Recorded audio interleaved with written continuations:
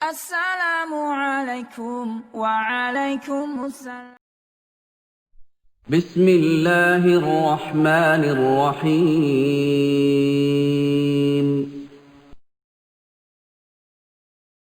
محترم ناظرین اکرام، السلام علیکم ورحمۃ اللہ وبرکاتہ۔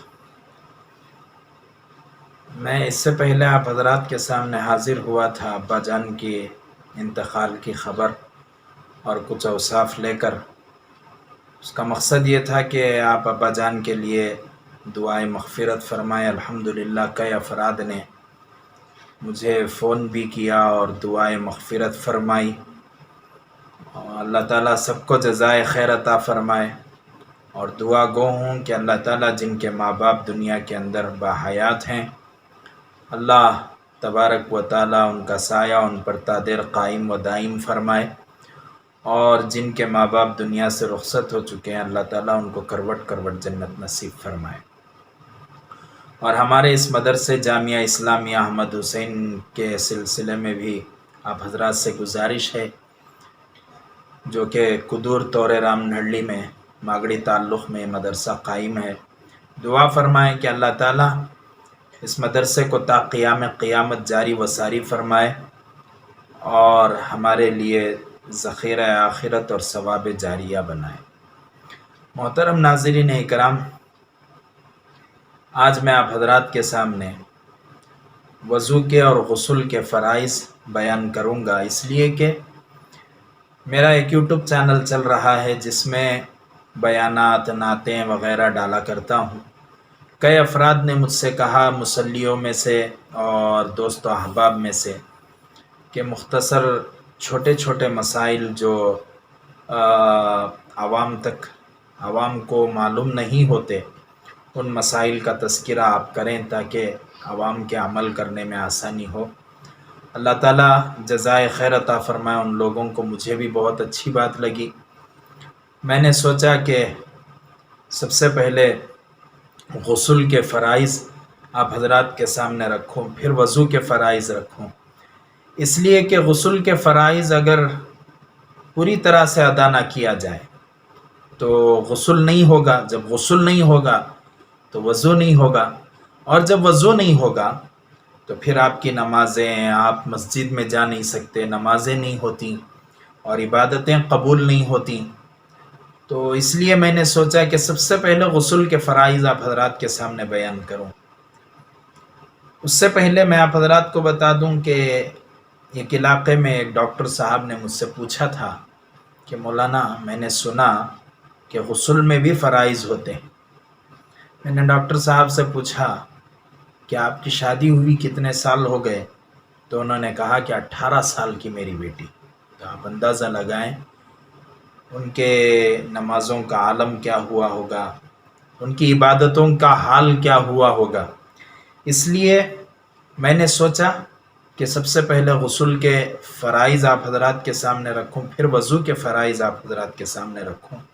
انشاءاللہ وقتاً فوقتاً 2 دن میں 1 مرتبہ یا روزانہ جیسے سہولت ہو سکے میں سنتوں کو، غسل کی سنتوں کو اور وضو کی سنتوں کو اور نماز کے فرائض کو اور اس کے واجبات کو انشاءاللہ آپ حضرات سے بیان کرتا رہوں گا، تذکرہ کرتا رہوں گا۔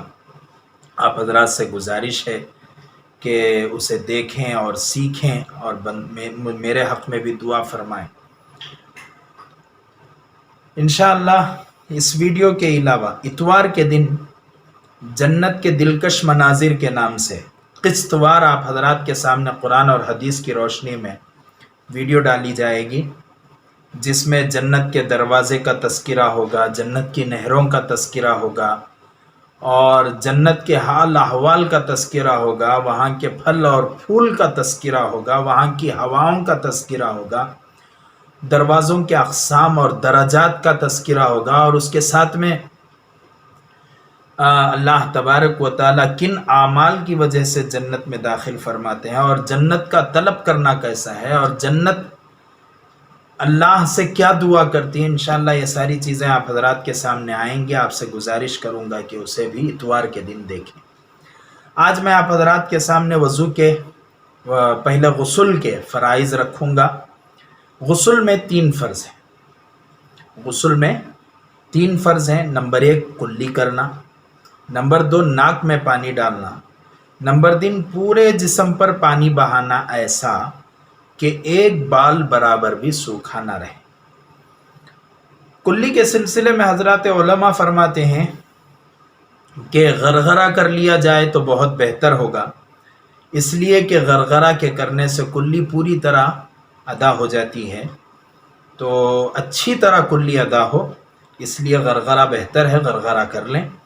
اور ناک میں پانی ڈالنا، نرم ہڈی تک، ناک کی نرم ہڈی تک پانی کو پہنچانا چاہیے، اور جسم کے تمام اعضاء پر پانی ایسا بہانا کہ ایک بال برابر بھی سوکھا نہ رہے۔ یہ 3 غسل کے فرائض ہیں۔ وضو کے فرائض کیا ہیں؟ وضو کے فرائض 4 ہیں۔ نمبر 1 پیشانی کے بالوں سے تھوڑی کے نیچے تک، ایک کان کی لولکی سے دوسرے کان کی لولکی تک پورے چہرے کو دھونا، ایک بال برابر بھی سوکھا نہ رہے۔ اب پیشانی بعض لوگوں کی بالوں کی کمی کی وجہ سے بڑی ہو جاتی ہے، تو وہ حضرات اپنے بچپن کا لحاظ رکھیں، اپنی جوانی کا خیال رکھیں کہ بال ان کے کہاں سے ہوا کرتے تھے، وہاں سے ان کی پیشانی شروع ہوگی، وہاں سے لے کر ٹھوڑی کے نیچے تک، ایک کان کی لولکی سے دوسرے کان کی لولکی تک چہرہ اس طریقے سے دھوئے کہ ایک بال برابر بھی ان کا سوکھا نہ رہے۔ نمبر 2 دونوں ہاتھ کوہنیوں سمیت دھونا، کونیوں کے ساتھ دونوں ہاتھوں کو دھونا۔ اگر ایک بال برابر بھی سوکھا رہ گیا تو نہ آپ کا وضو ہوگا، جب وضو نہیں ہوگا تو نہ آپ کی نمازیں ہوں گی، نہ آپ کی عبادتیں ہوں گی۔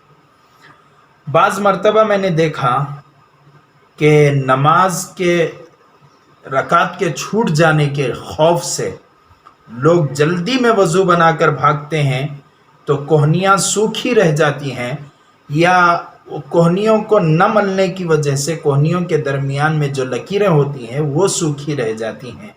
ان سے گزارش ہے کہ اچھی طرح کوہنیوں پر ہاتھ ملے تاکہ اچھی طرح وہ بھیگ جائیں، کوہنیوں سمیت دونوں ہاتھ دھونا۔ نمبر 3 چوتھائی سر کا مسح کرنا، یہاں تک، یہ آدھا سر ہے اور یہ پورا سر ہے، چوتھائی سر کا مسح کرنا یہاں تک۔ تو اگر اچانک سے مسح بھی بہت سارے لوگوں کو دیکھا گیا کہ مسح بھی ٹھیک سے ادا نہیں کرتے، تو مسح بھی بہت اچھی طرح ادا کریں۔ چوتھائی سر کا مسح، بعض لوگوں کو دیکھا یہاں سے یوں کر کے بھاگ جاتے ہیں، اس سے مسح نہیں ہوتا۔ چوتھائی سر، پورے سر کا چوتھائی حصہ، یہاں تک آپ یہاں تک مسح کریں گے، اور پورے سر کا مسح جو ہے یہاں تک ہوتا ہے۔ تو چوتھائی سر کا مسح کرنا ضروری ہے، اگر مسح نہیں کیا تو بھی وضو نہیں ہوگا۔ اور امام شافعی رحمۃ اللہ علیہ کے نزدیک وہ مسئلہ الگ ہے، انشاءاللہ کبھی آپ حضرات کے سامنے عرض کروں گا۔ اگر یہاں میں کہوں تو آپ حضرات کنفیوز ہو جائیں گے کہ امام شافعی رحمۃ اللہ علیہ کے نزدیک کیا مسئلہ ہے۔ نمبر 4 دونوں پیر ٹخنوں سمیت دھونا، پیروں کا بھی یہی مسئلہ کہ ٹخنوں سمیت اگر لوگ نہیں دھوئیں گے تو پھر وضو نہیں ہوگا۔ جلد بازی میں کوہنیوں سمیت اور ٹخنوں سمیت جو دھویا جاتا ہے اس میں لکیریں باقی رہ جاتی ہیں، اس لیے اطمینان کے ساتھ نماز سے کچھ وقت پہلے پہنچیں، اطمینان کے ساتھ پورا وضو کریں اور اس کے بعد نماز پڑھیں۔ آپ جلد بازی میں کریں گے تو نہ وضو ہوگا نہ نماز ہوگی۔